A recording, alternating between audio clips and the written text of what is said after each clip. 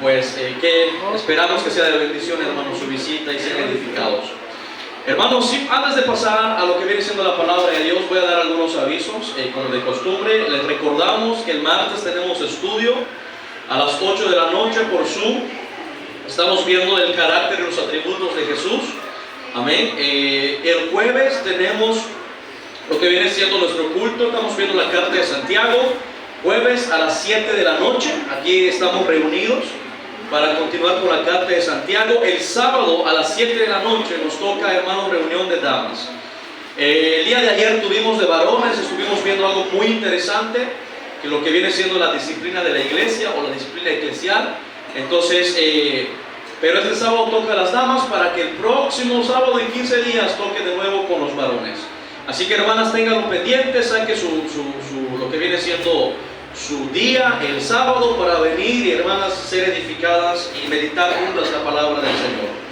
Para de nuevo encontrarnos, hermanos, el domingo aquí a las 10 de la mañana. También quiero darles otro aviso acerca de los cultos de membresía. Vamos a empezar de nuevo lo que viene siendo, hermanos, los cultos de membresía, y empezamos el mes de febrero, mis amados hermanos. Más específicamente lo que viene siendo el domingo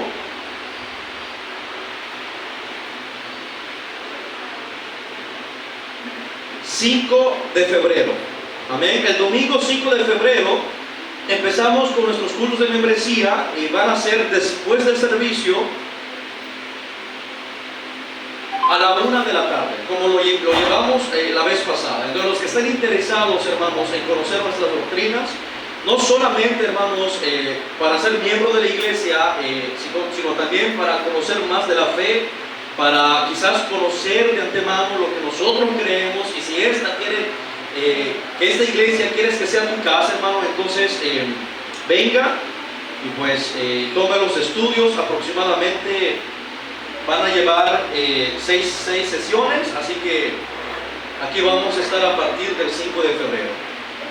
Y se los voy a estar recordando hasta ese día, hermanos. Bueno, pasemos, hermanos, a Juan capítulo 14, versículo 1 del versículo 14. Juan capítulo 14, del versículo 1 al versículo 14. Vamos a leer la palabra del Señor, hermanos, y oramos una vez más. Dice la palabra: no se turbe vuestro corazón. Creéis en Dios, creed también en mí. En la casa de mi Padre muchas moradas hay. De otra manera os lo hubiera dicho, voy pues a preparar lugar para vosotros. Y si me fuere y os aparejar el lugar, vendré otra vez y os tomaré a mí mismo, para que donde yo estoy, vosotros también estéis. Y sabéis a dónde yo voy, y sabéis el camino. Le dijo Tomás: Señor, no sabemos a dónde vas. ¿Cómo pues podemos saber el camino? Jesús le dijo: yo soy el camino, la verdad y la vida. Nadie viene al Padre sino por mí. Si me conocieseis, también a mi Padre conoceríais, y desde ahora le conocéis y le habéis visto. Felipe le dijo: Señor, muéstranos al Padre y nos basta. Jesús le dijo: ¿tanto tiempo hace que estoy con vosotros y aún no me has conocido, Felipe? El que me ha visto a mí ha visto al Padre. ¿Cómo pues tú dices, muéstranos al Padre? ¿No crees que yo soy en el Padre y el Padre en mí? Las palabras que yo os hablo, no las hablo de mí mismo, sino que el Padre que mora en mí, Él hace las obras. Creedme que yo soy en el Padre y el Padre en mí. De otra manera, creedme por las mismas obras. De cierto os digo, el que cree en mí, las obras que yo hago, Él también las hará, y mayores que estas hará, porque yo voy a mi Padre. Y todo lo que pidiereis en mi nombre, esto haré, para que el Padre sea glorificado en el Hijo.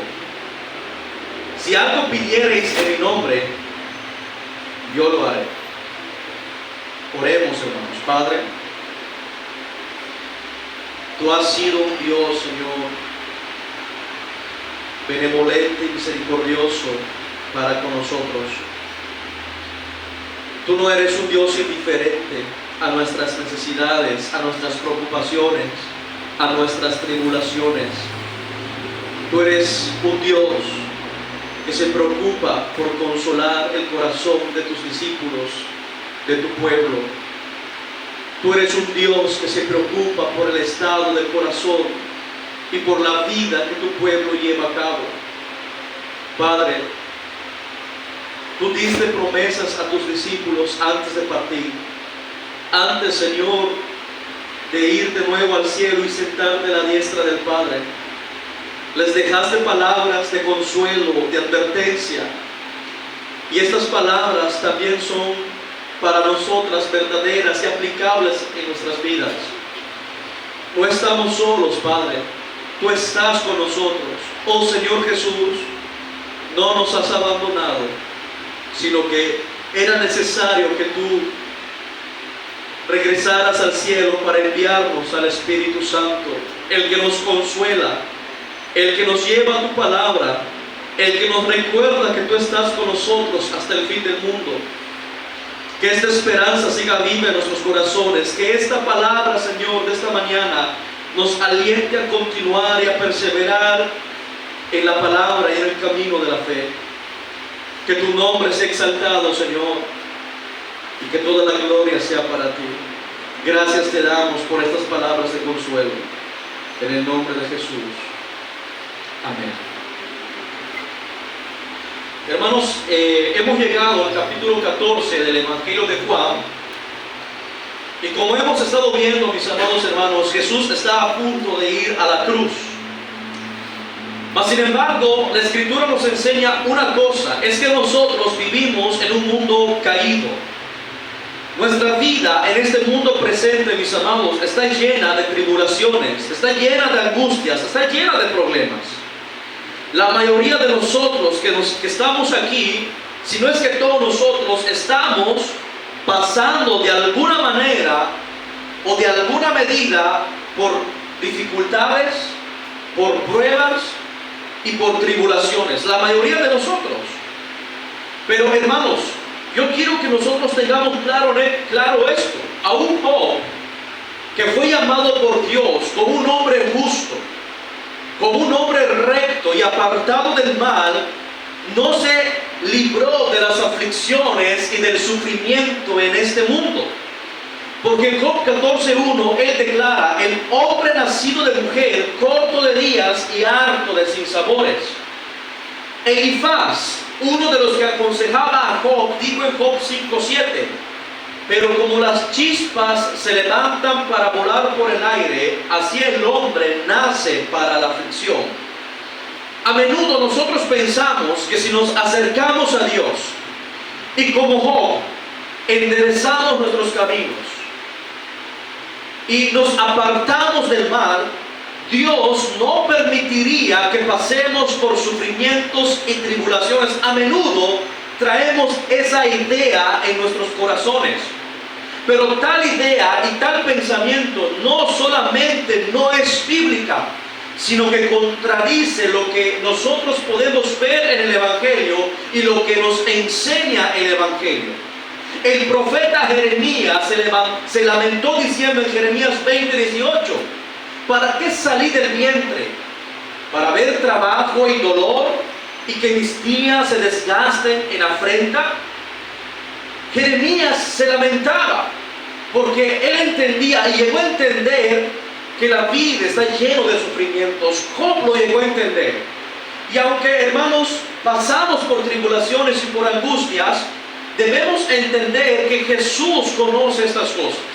Él sabía que sus discípulos se enfrentarían a muchos problemas en esta vida, que estarían rodeados por aflicciones.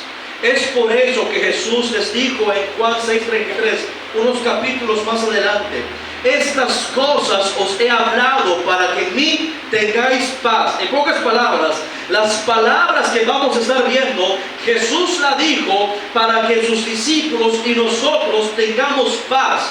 Y Él dice: en el mundo tendréis aflicción, pero confiad, yo he vencido al mundo. Juan 16:33. Pero aquí estamos. Jesús está a punto de ir a la cruz. Judas había salido para llevar a cabo su traición.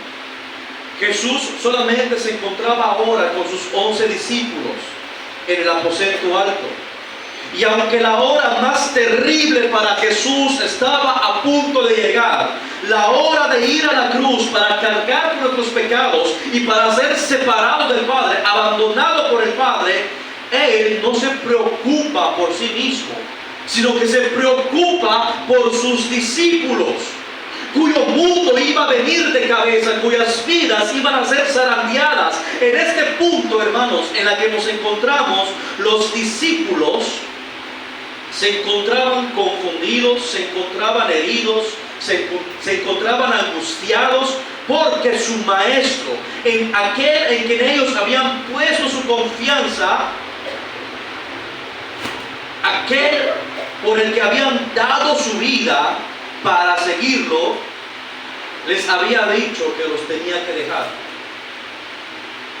Estaban a punto de perder a su maestro. Iban a llorar lágrimas amargas, iban a desanimarse, iban a lamentarse. Jesús lo sabía. Jesús sabía que iban a pasar por muchas cosas desde ese punto.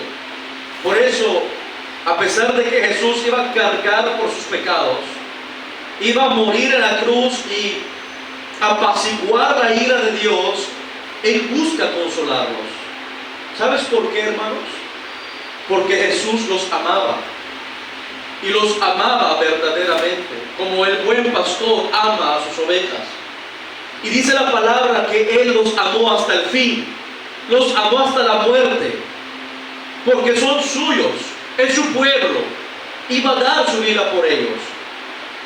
Por eso, después de hablar del amor, de enseñarles que el amor era aquello que iba a mantenerlos, era el símbolo de los verdaderos cristianos, lo que identifica al verdadero cristiano, Él les dice: no se turbe vuestro corazón, creéis en Dios, creed también en mí. Y tenemos nosotros que recordar que Jesús había entrado momentos antes triunfalmente en Jerusalén. ¿Se acuerda usted de la entrada de Jesús en Jerusalén? La multitud lo aclamaba: Hosana, hijo de David, bendito el que viene en el nombre del Señor. Y la gente lo estaba proclamando, lo estaba, hermanos, exaltando. Él había entrado como un rey en Jerusalén. La esperanza de los discípulos estaba en la cúspide, en lo más alto. Por fin el pueblo había reconocido que Jesús era el Mesías. Así que estaban animados. Pero su fe estaba en lo alto, solamente para caer, para estrepitosamente caer y hacerse pedazos cuando Jesús les anuncia su muerte. Cuando Jesús les dice de que los tenía que dejar. Al igual que todo el pueblo del Señor, al igual que los judíos, hermanos, los discípulos creían que el Mesías era un gran rey, un rey que iba a conquistar a las naciones. Los judíos, tanto como los discípulos, estaban esperando un rey que librara a Israel del yugo del imperio romano. Un rey que restaurara a la nación de Israel a la gloria que él tenía, como cuando David reinaba. Ellos esperaban que el Mesías extendiera su reino por todo el mundo. Es lo que estaban esperando del Mesías. Así que en la mente no solo de los judíos, sino de los discípulos, no había lugar para un Mesías sufriente. No había lugar, no había cabida para un Mesías moribundo. No había lugar para un Mesías en la cruz. En su mente de ellos, el Mesías tenía que conquistar y expandir el reino por todo el mundo. Ellos habían dejado todo para seguir a Jesús, pero ahora, hermanos, Jesús aparentemente los dejaba a ellos. Imagínate, hermanos, la sensación, los pensamientos que había en el corazón de estos discípulos. Y es ahí cuando Jesús les dice: no se turbe vuestro corazón. Y es que el corazón de ellos ya estaba turbado. Y la palabra que usa aquí es la misma que versículos anteriores habla del Señor Jesús, de su estado. Jesús estaba también turbado, pero el Señor estaba agitado tanto en alma como en mente, porque Él iba a cargar por los pecados de este mundo. Pero aquí también podemos ver que también los discípulos estaban turbados, estaban agitados, no solo mentalmente, sino espiritualmente. Y Jesús sabía lo que estaba pasando. Él conocía sus corazones. Mas sin embargo, Jesús se compadece del dolor y del sufrimiento de sus discípulos. Y aunque Él igual estaba turbado, Él buscaba aliviar y consolar el corazón de ellos. Por eso les dice: ustedes creen en Dios, y así como ustedes creen en Dios, también ustedes deben creer en mí. En pocas palabras, cuando Jesús le dice esto a sus discípulos, Él se está poniendo a la par con Dios el Padre. Él está diciendo: así como ustedes tienen fe en Dios el Padre, deben también tener fe en mí. Porque Jesús, hermanos, aquí es una afirmación, está haciendo una afirmación de su deidad. Él está en la misma posición que el Padre. Por lo tanto, si el Padre es digno de confianza, también Jesús es digno de confianza. Así como podemos confiar en el Padre, podemos confiar en el Hijo. En los momentos más oscuros, debemos aprender a confiar en Dios.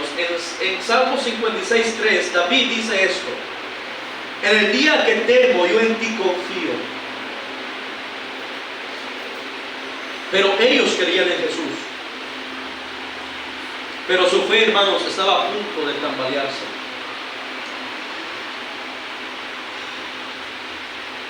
Jesús no necesitaba, hermanos, estar de modo visible para que los discípulos pudiesen recibir consuelo y fuerzas. Jesús no los iba a dejar desamparados ni huérfanos. Jesús les iba a enviar al Espíritu Santo. El Espíritu los iba a consolar. El Espíritu iba a recordarles las palabras de Jesús. Iba a recordarles que Jesús siempre estaría con ellos, tal como Él había dicho, que iba a estar con ellos hasta el fin del mundo. No los iba a abandonar para siempre. Y mis amados hermanos, saber y entender que Jesús está en nuestro lado, está con nosotros, es suficiente para calmar el corazón atribulado. El saber que la presencia de Jesús está en medio de nosotros es suficiente para afrontar cualquier problema o situación en la que nosotros nos podamos encontrar. La más grande declaración es: Dios me ama y Jesús murió por mí, y eso es suficiente para echar todo temor y todo miedo. Entender estas palabras es entender, hermanos, que no estamos solos, que el Señor lucha nuestras batallas, que el Señor está con nosotros. Recuerden que son palabras de consuelo para sus discípulos. Ellos necesitaban estas palabras, lo necesitaban. Iban a ver a su maestro herido, ensangrentado en la cruz, en quien habían puesto toda su esperanza. Ellos necesitaban estas palabras, pero también nosotros lo necesitamos. También nosotros necesitamos recordar que Dios nos ama con un amor eterno. Si nosotros creemos, si nuestra fe está en Cristo, somos aceptos en el amado. Luego el Señor les dice, mire hermano, Jesús les dice que así como el Padre es digno de confianza, Él también es digno de confianza. Así como el Padre es digno de que todos tengan fe en Él, también Jesús es digno para que tengan todos fe en Él, porque Él es Dios. Pero luego Él les dice: en la casa de mi Padre muchas moradas hay. Si así no fuera, yo os lo hubiera dicho. Voy pues a preparar lugar para vosotros. Y si me fuere y os preparare lugar, vendré otra vez y os tomaré a mí mismo, para que donde yo estoy, vosotros también estéis. Jesús, lleno de compasión y misericordia por sus discípulos, que Él sabía que iban a sufrir, iban a ser zarandeados, Él les revela que la separación entre Él y ellos no era una separación permanente, no era para siempre, sino que Él solamente se iba a adelantar para preparar un lugar para ellos en el cielo, que Jesús llama la casa de su Padre. Jesús les está diciendo que en la casa de su Padre hay muchas habitaciones, porque si así no fuese, Él ya se los hubiese dicho. Pero en la casa del Padre, que Jesús llama casa, refiriéndose al cielo, hay muchas moradas. La idea que Jesús quiere transmitir a sus discípulos, hermanos, con la palabra moradas, no es la de que, como esta ciudad en la que estamos, no es la de casas o edificios que estén separados la una de la otra, sino más bien una casa familiar. Una casa con muchas habitaciones para los hijos y para toda la familia. En la casa del Padre hay muchos departamentos y cuartos para todos aquellos que han creído en Jesús como Señor y Salvador. En pocas palabras, la Nueva Jerusalén, o lo que viene siendo el cielo donde ahora está el Señor, es una casa donde hay muchos departamentos. Es la idea que el Señor quiere transmitirnos. O sea, es una casa donde habrá intimidad. ¿Me explico? Porque, ¿sabes por qué? Porque, mis amados, ahí mismo estará el tabernáculo de Dios con los hombres. Él morará con ellos y ellos serán su pueblo y Dios mismo estará con ellos como Dios. Así que la Nueva Jerusalén es como una casa para toda la familia. ¿Me explico? Y para que te des una idea, hermanos, la Nueva Jerusalén es una ciudad cuadrada. Nos enseña la palabra de Dios que es una ciudad cuadrada que mide 2.200 kilómetros de ancho, lo mismo que de largo y lo mismo que de alto.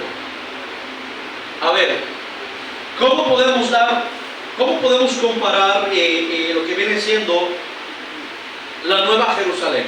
Estados Unidos tiene una área cuadrada de un poquito más de 9 millones de metros cuadrados, lo que viene siendo su territorio. México aproximadamente casi tiene 2 millones, todo México. Y la Nueva Jerusalén tiene como 5 millones. En pocas palabras, es como más de la mitad de la nación de Estados Unidos, o más de 2 veces la República Mexicana. Ese es el tamaño de la Nueva Jerusalén que Juan vio descender del cielo. Y no solamente estamos hablando del tamaño, de lo ancho y de lo largo, sino también de lo alto. 2.200 kilómetros. ¿Cuánta gente cabe ahí, hermano? ¿Cuánta gente puede caber ahí? Muchísima. En Apocalipsis 21:16 dice la ciudad, lo estoy leyendo la Nueva Versión Internacional. La ciudad, la Nueva Jerusalén, era cuadrada, medía lo mismo de largo que de ancho. El ángel midió la ciudad con la caña y tenía 2.200 kilómetros. Su longitud, su anchura y su altura eran iguales. 2.200 kilómetros. Ese lugar que el Señor está hablando, hermanos, es en ese lugar en el que Él está preparando lugar para los creyentes, para cada uno de nosotros. Y ese lugar, hermanos, es de una belleza extraordinaria, inigualable. Y ese lugar, hermanos, es donde ahora Dios está. Es el cielo donde ahora Dios habita, donde está el trono de Dios. Y va a llegar el momento en el que esa nueva Jerusalén ha de descender del cielo para estar aquí sobre la tierra.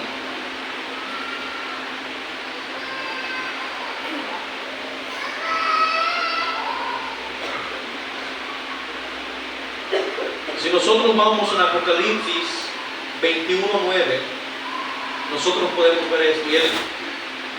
Y vino a mí uno de los 7 ángeles que tenía las 7 copas llenas de las 7 postreras plagas, y habló conmigo diciendo: ven acá, yo te mostraré la esposa, mujer del Cordero.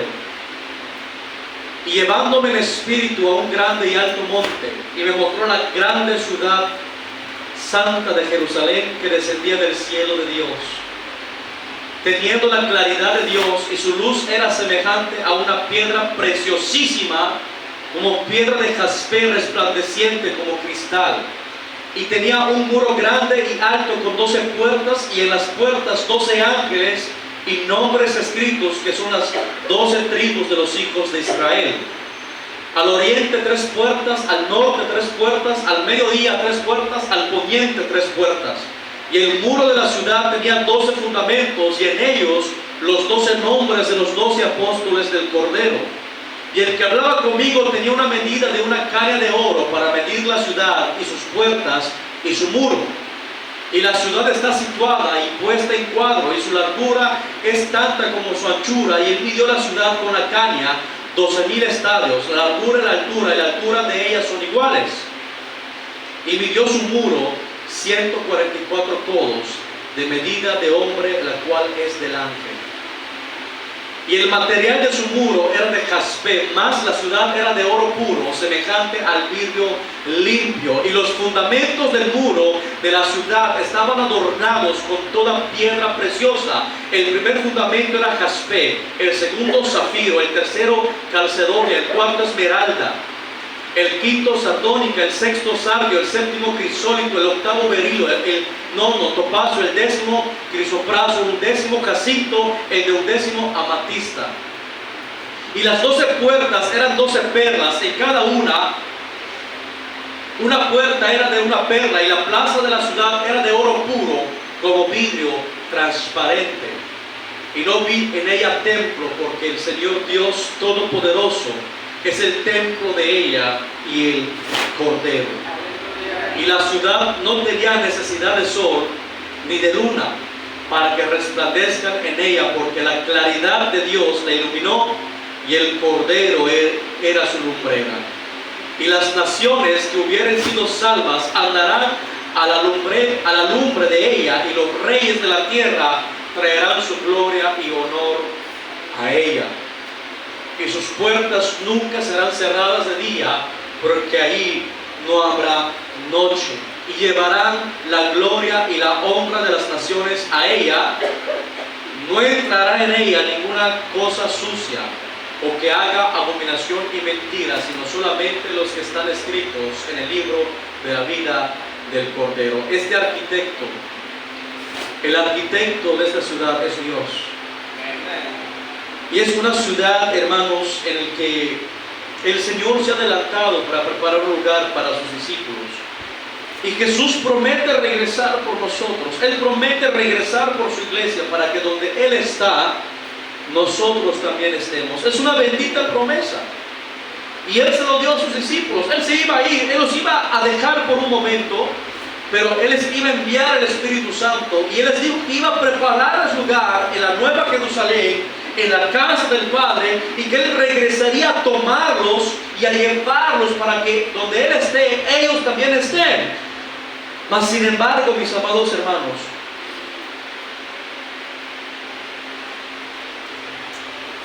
Él les dice: ustedes saben a dónde voy y saben el camino. Mas sin embargo, Tomás le responde: Señor, no sabemos a dónde vas. ¿Cómo pues podemos saber el camino?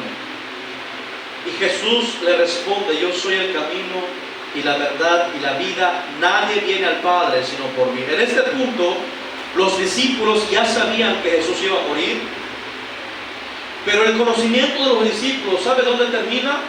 termina en la muerte. Ellos no tenían experiencias de primera mano sobre lo que hay más allá después del sepulcro. Mas sin embargo, Jesús, mis amados hermanos, les había dicho que esta vez ellos no podían ir a donde Él iba. ¿Sí? Así que, si no sabían a dónde iba Jesús, ¿cómo podían saber el camino? Y por eso Jesús hace una declaración y les dice: yo soy el camino y la verdad y la vida. Jesús le está diciendo: yo soy el camino. Yo soy el camino hacia Dios. Porque solo Él es la verdad sobre Dios, mis amados hermanos, y solamente Jesús posee la vida de Dios. La Biblia nos enseña que solamente es posible acercarse a Dios mediante el Hijo. Jesús es la puerta de las ovejas.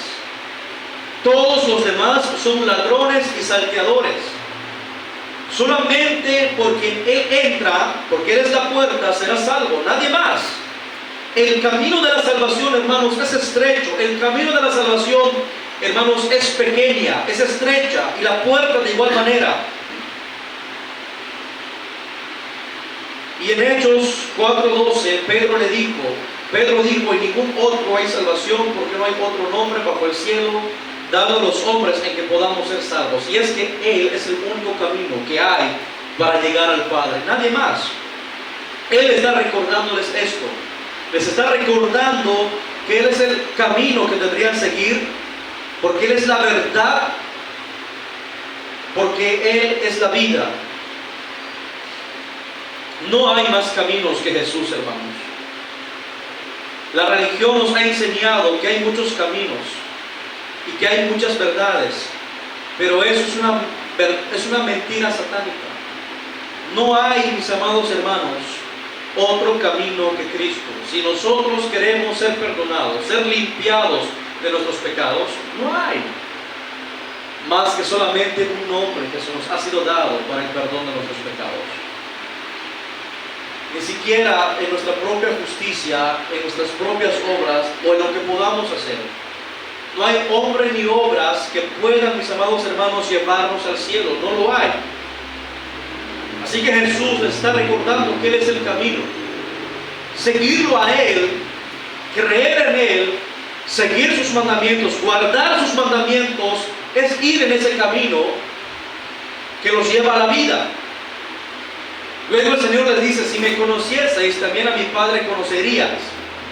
Y desde ahora le conocéis y le habéis visto. Los discípulos hubiesen conocido al Padre si realmente hubieran entendido quién era Jesús.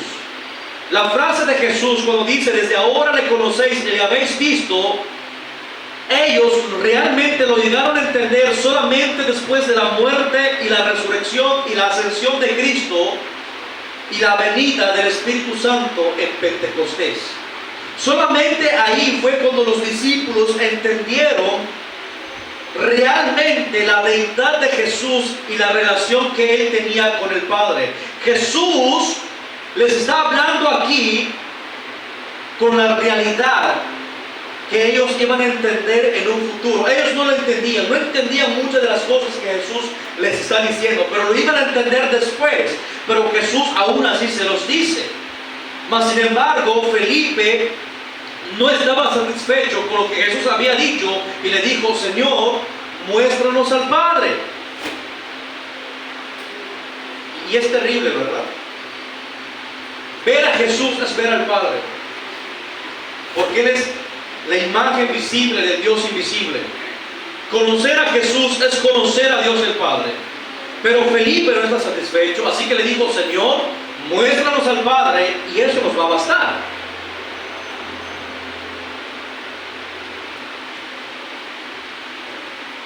Tomás, así como todos los discípulos, no estaban satisfechos con el conocimiento que Jesús les había dado del Padre. Ellos querían una manifestación visible de la presencia del Padre para que su fe pudiese seguir viva.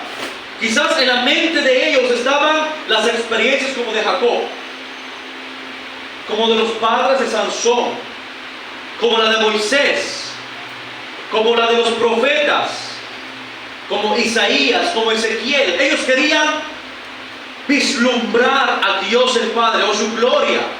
Querían una teofanía o manifestación, y eso para ellos sería suficiente para tranquilizarlos. Mas sin embargo, Jesús les responde de esta manera: tanto tiempo hace que estoy con vosotros y no me has conocido, Felipe. El que me ha visto a mí ha visto al Padre. ¿Cómo pues tú dices, muéstranos al Padre? Lo que Jesús está diciendo aquí no es que Él es el Padre, porque los universitarios lo traducen de esa forma. Aquí está diciendo que tanto tiempo hace que estoy con vosotros y no me es como que si Jesús dijere, yo soy el Padre. Así que los universitarios lo interpretan de esta forma y por eso no creen en la Trinidad. Pero aquí no es lo que está diciendo. Jesús está diciendo que es el Padre, no, sino que Jesús, mis amados hermanos, está revelando que conocerlo a Él es conocer al Padre, porque Él y el Padre uno son. ¿Me explico? Él es la gloria del Padre, la sabiduría de Dios, el verbo de Dios. Porque si Jesús fuese el Padre, entonces lo que pasó en la cruz no fue el Hijo el que murió, sino el Padre. Es que no hay forma, hermanos, de sostener una doctrina y decir que Jesús es el Padre. No, Jesús no es el Padre. Mas sin embargo, Jesús había invertido su vida con sus discípulos. Los discípulos habían estado día tras día con Jesús, que es la imagen del Dios invisible. En Jesús habita corporalmente toda la plenitud de la deidad. Colosenses 2:9.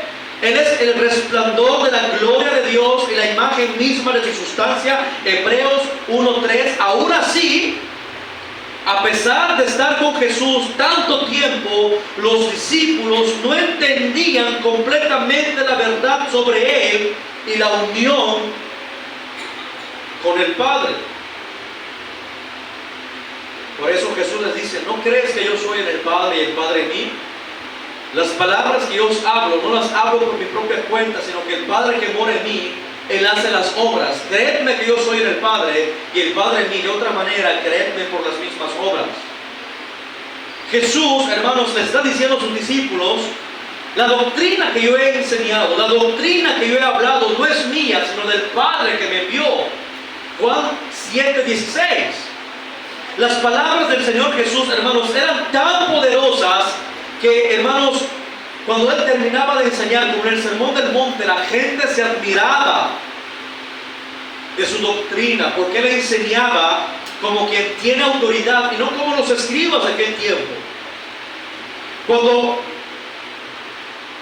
fueron enviados a arrestar a Jesús, fallaron, hermanos, en su intento de prenderlo y dijeron, intimidados a sus superiores: jamás hombre alguno ha hablado como este hombre. Es que Jesús, hermanos, había autoridad.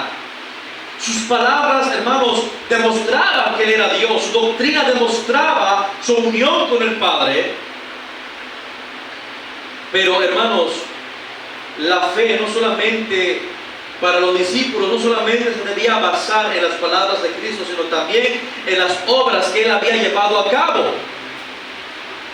Porque las obras que Él había hecho daban testimonio de Él, que el Padre lo había enviado. Hemos hablado mucho de esto, que los milagros que Jesús hizo, lo hizo con un propósito. Cada milagro, cada manifestación de su poder, cada paralítico levantándose, son milagros mesiánicos. Cada ciego de nacimiento regresando a la vista, hermanos, es una señal, una manifestación de que Él era Dios manifestado en carne. Cada milagro gritaba y decía: este es el Hijo de Dios, este es Dios manifestado en carne, deben creer en Él. Por lo tanto, Jesús les está diciendo: si no creen en mis palabras, por lo menos crean en las obras que yo he hecho, porque ellas son las que dan testimonio de mí. Y nosotros vimos que Jesús no solamente trae como testigo sus obras, sino también Juan el Bautista, sino también el Padre y por último la palabra de Dios. Ahora, y Jesús les dice esto: de cierto os digo, el que en mí cree, las obras que yo hago, él las hará también, y aún mayores hará, porque yo voy al Padre. Y aparentemente aquí está hablando de los milagros, ¿no? Mucha gente lo entiende así, que Jesús está diciendo: el que cree en mí, pues también va a hacer los mismos milagros que yo hago, y va a hacer mayores milagros porque yo voy al Padre. No es lo que está diciendo Jesús. Las obras de las cuales Jesús está hablando no eran mayores en poder que las que él había realizado, sino mayores en alcance. Los milagros físicos no eran lo principal para Jesús, hermanos, porque los apóstoles no iban a hacer milagros más poderosos que las que hizo él. Los apóstoles hicieron milagros, el Espíritu Santo hizo milagros por medio de ellos, pero Jesús hizo mucho más. Cuando el Señor habló a sus seguidores de realizar obras mayores, se refería al alcance del milagro espiritual de la salvación. Jesús nunca predicó fuera de Israel, nunca predicó fuera que a su pueblo, a los judíos, nunca predicó fuera de Palestina, pero eran sus discípulos, sus seguidores, los que iban a esparcir el evangelio por todo el mundo. Jesús tuvo un alcance limitado, no llegó a los gentiles, pero sus discípulos, como Pedro, como Pablo, iban a alcanzar el mundo gentil para la gloria de Dios. Por eso nosotros estamos aquí, por el ministerio de Pablo, por el ministerio, hermanos, de Pedro, por sus discípulos, por sus apóstoles. El poder de realizar esas obras mayores estaban disponibles porque solamente Jesús iba al Padre. Solamente al irse con el Padre, Él enviaría el Espíritu Santo para habitar en los creyentes y darles el poder suficiente de llevar a cabo esta gran tarea de alcanzar el mundo entero. Y nosotros sabemos que se les dio indicaciones a los discípulos que se quedaran en Jerusalén, ¿no es así? Hasta que venga sobre ellos el Espíritu Santo y les capacite con el poder de predicar el Evangelio. De eso se refería Jesús, de esas obras se refería Jesús, no de milagros. Pero ¿qué ha pasado hoy en día? Que muchos han malinterpretado este texto y lo han llevado al extremo, diciendo de que todo discípulo debe hacer milagros, debe haber manifestaciones de poder, porque pues si creemos en Dios, Dios ha prometido que íbamos a hacer mayores milagros, pero realmente, hermanos, no a eso se refiere. Por eso nosotros podemos ver a pastores, a ministros, mis amados hermanos, imitando lo que Jesús llevaba a cabo, ¿no? Lo que el Señor había dicho, de que tomarán serpiente con las manos, etcétera, etcétera, y literalmente traen serpientes a la iglesia, y hasta dan muerte, hay pastores que han muerto por lo mismo. Pero mis amados hermanos, no a eso se refiere el Señor Jesús. Así que Jesús les invita a confiar en su poder. Les está diciendo: las obras que yo he hecho, ustedes las harán mayores. Ustedes serán los encargados de predicar a todo el mundo. Ustedes serán los encargados de llevar la salvación a toda persona. Ya no importará si es judío, si es griego o si es romano. Todos tendrán acceso al Padre por medio de mi sacrificio. Hermanos, y eso es lo extraordinario. Que nosotros hoy tengamos entrada al cielo, al Padre, por medio de Cristo Jesús. Así que, mis amados hermanos, y luego el Señor les dice: y todo lo que pidierais al Padre en mi nombre, lo haré, para que el Padre sea glorificado en el Hijo. Si algo pidierais en mi nombre, yo lo haré. El Señor les había prometido enviarles el Espíritu Santo. Pero si eso no hubiese sido suficiente, hermanos, Él les da otra promesa. Una increíble promesa. De que todo lo que pidieren en nombre del Padre, Él lo iba a hacer. Para que el Padre sea glorificado en el Hijo. Yo quiero que tú entiendas que durante el ministerio terrenal de Jesús, sus discípulos habían dependido totalmente de Él para suplir sus necesidades.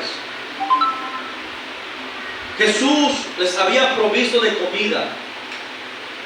En una ocasión, Él llegó a pagar los impuestos de Pedro.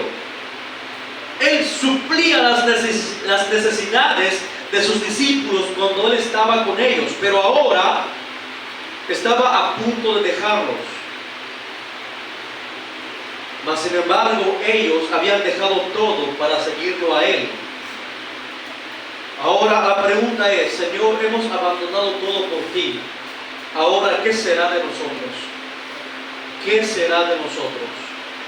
Era la preocupación que tenían los discípulos. ¿Qué haremos ahora? Durante todo ese tiempo tú te preocupaste por nosotros. No nos faltó comida, no nos faltó nada, porque tú estabas con nosotros. Tu palabra nos alimentaba y no nos faltaba también el pan de cada día. Pero ahora que tú estás yendo, Señor, ¿quién y de dónde vendrán nuestros recursos? Y Jesús, sabiendo la preocupación de los discípulos, Jesús les promete que aunque después de que Él se fuera, Él iba a continuar supliendo sus necesidades desde el cielo.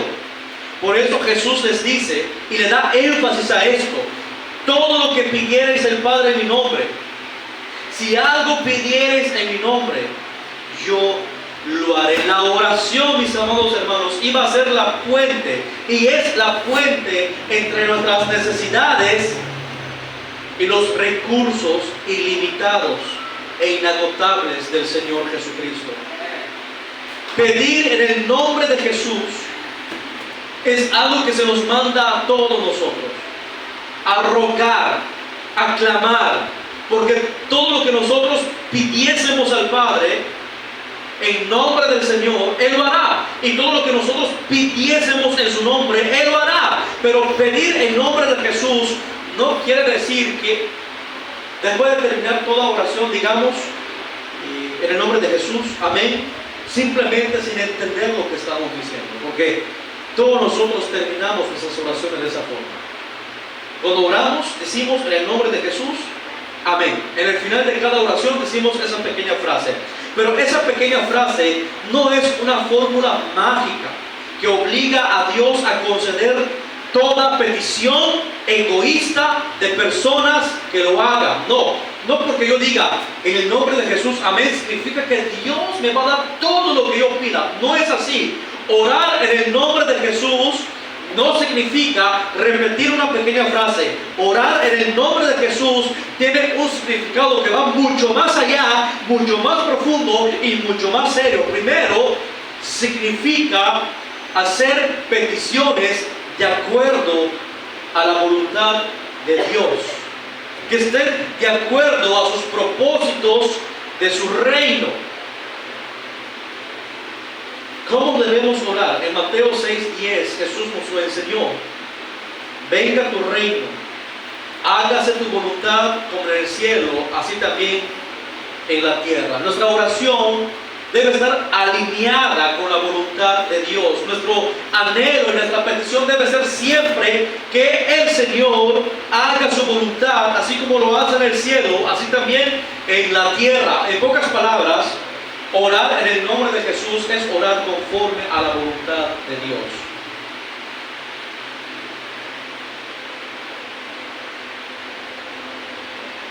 Es orar, hermanos, tal como Santiago nos ha enseñado, no para gastar en nuestros deleites. Y muchos de nosotros no hemos aprendido a orar, por eso lo que pedimos no lo tenemos. Porque Dios dice no y no. ¿Sabes por qué? Porque estamos pidiendo para gastar en nuestros deleites. Estamos pidiendo cosas que no tienen nada que ver con su reino, ni con su iglesia, ni con su gloria. Estamos pidiendo cosas solamente para satisfacer nuestra vida, nuestro ego, hermanos, disfrutar nuestra vanagloria, y por eso no tenemos lo que pedimos. Y eso lo abordamos en Santiago. ¿Por qué pedimos lo que pedimos? Señor, te ruego por un trabajo. Señor, te ruego por un mejor sueldo. Señor, te ruego por una mejor casa. Señor, te ruego por un transporte, por un vehículo. ¿Para qué? ¿Para qué quieres más dinero? ¿Para qué quieres una casa más grande? ¿Para qué quieres lo que estás pidiendo? ¿Cuál es el propósito? ¿Cuál es el fin? Dinero simplemente para gastar en tus pecados y deleites. Por eso Dios no te ha dado, quizás, hermanos, mucho dinero, porque tú lo vas a usar para satisfacer tu carne y tus deseos pecaminosos, para gastarlo y derrocharlo simplemente, y que no tenga nada que ver con su gloria ni con su voluntad. Bien, todo lo que pedimos debe estar de acuerdo a la voluntad de Dios, y nuestra oración debe estar siempre en concordancia con su voluntad. Nosotros oramos para que Cristo sea glorificado, y yo no pido nada al Padre que yo no necesite, hermanos. Y el Señor lo sabe. Mi oración, hermano, siempre es lo que yo necesito para trabajar para su gloria. Siempre ha sido así. Padre, necesito recursos porque necesito moverme. Necesito, Padre, predicar tu evangelio. Padre, necesitamos esto porque necesitamos proclamar tu evangelio. Es que es así. Cuando nuestras oraciones tienen que ver con la gloria de Dios, cuando nuestras oraciones tienen que ver no para gastar en nuestros deleites, sino para su gloria y según su voluntad, Dios nos la da, nos la concede. Y Santiago nos lo enseña claramente. ¿Para qué quiero una casa más grande?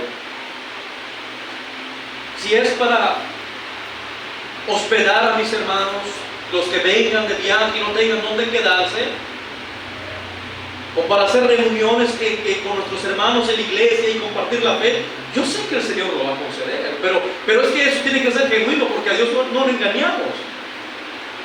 Tú no puedes mentalizarse, ya sé la fórmula, lo voy a pedir de esa forma. No funciona de esa forma. Tiene que nacer del corazón. Realmente tiene que nacer del corazón. Porque sí, todo tiene que ver con su gloria. ¿Para qué quieres un vehículo? Un mejor vehículo. Si es que ya tienes uno y quieres cambiar, tiene que ver con su gloria. Siempre tiene que ver con su gloria. Todo lo que hagamos, sea de palabra o de hecho, tiene que ser para su gloria. No hay cabida para nada más, sino solamente para su gloria. Es que tiene que ser de esa forma. Tiene que ser de esa forma. ¿Para qué quieres un mejor trabajo, con más libertad de tiempo, con un mejor sueldo? Si no es para poder estar en la iglesia, si no es para poder, hermanos, avanzar el reino de Dios. Es que es así. Así que pedir en el nombre de Jesús no es simplemente una palabra mágica y ya está, el Señor me lo va a dar. No. Eso es lo primero. Lo segundo es reconocer la pobreza espiritual. Reconocer que no somos suficientes, que bajo nuestros propios méritos Dios no está obligado a darnos nada, ni merecemos nada. ¿Entiendes eso? ¿Por qué oramos en el nombre de Jesús? ¿Por qué? Porque es a través de la cruz que ahora el Padre me escucha. Es por la cruz y por su muerte que ahora Dios puede responder a mis oraciones y suplir mis necesidades. En pocas palabras, mis amados hermanos, es por los méritos de Jesús. ¿Me explico? Jesús murió por mí. Y porque Jesús murió por mí, Dios escucha mi oración y Él contesta mis oraciones. Es por eso que el Señor, hermanos, la única oración que Él escucha de los incrédulos es la oración del arrepentimiento. Más de ahí, no atiende como Él atiende a su pueblo. No significa de que Dios no ame a la gente del mundo. De una cierta forma Él los ama. La palabra nos lo enseña. Él tiene misericordia de todos ellos, pero es una misericordia temporal. Pero más sin embargo Él los bendice. Pero el trato que tiene Dios con nosotros es diferente que el que tiene con el mundo. La misericordia de ellos es temporal, el de nosotros es eterna. El amor que el Señor tiene al mundo es un amor diferente que el que tiene a nosotros. El amor que el Señor tiene a su pueblo, a su iglesia, es un amor eterno. Un amor, hermanos, que no acabará. Un amor, hermanos, que no tiene fin. Así que reconocer, orar en el nombre de Jesús es reconocer que no merecemos nada bajo la base de nuestros propios méritos. Por lo tanto, debemos acercarnos bajo los méritos que Cristo logró en la cruz. Así que, hermanos, eso es orar en el nombre de Jesús. Y todo lo que pidiésemos en su nombre. Entendiendo esto, hermanos, que hemos dicho, dice el Señor que Él lo hará. Él lo hará.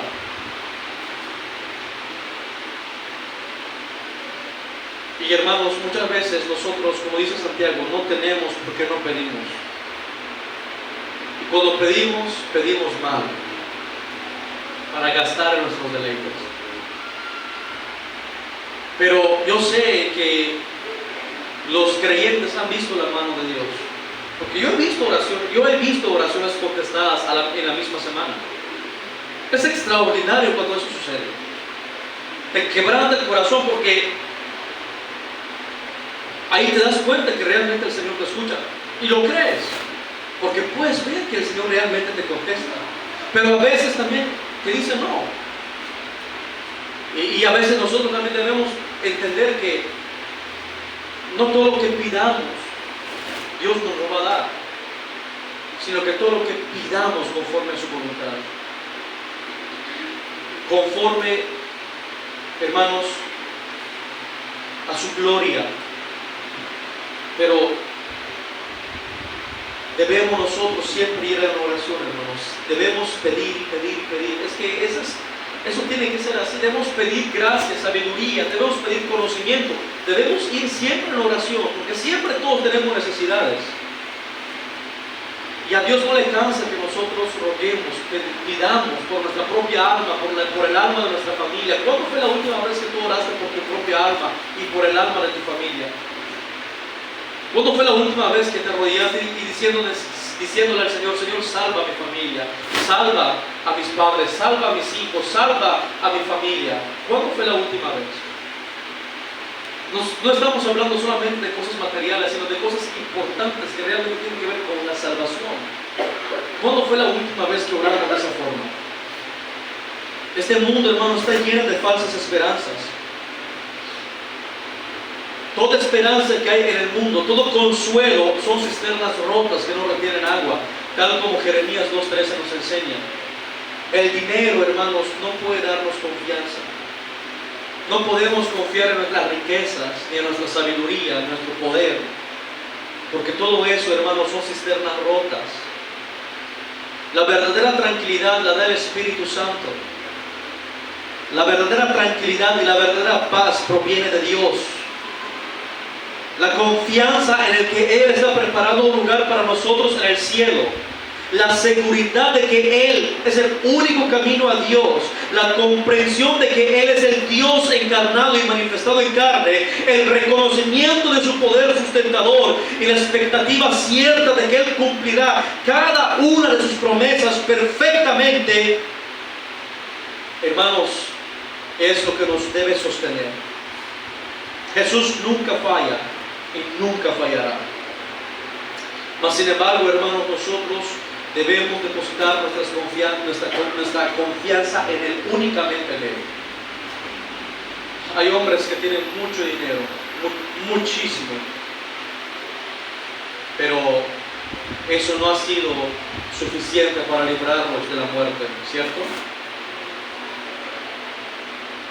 Hay hombres que tienen todo un grupo de hombres cuidándolos de guardaespaldas, y eso no ha sido suficiente para que les arrebaten la vida.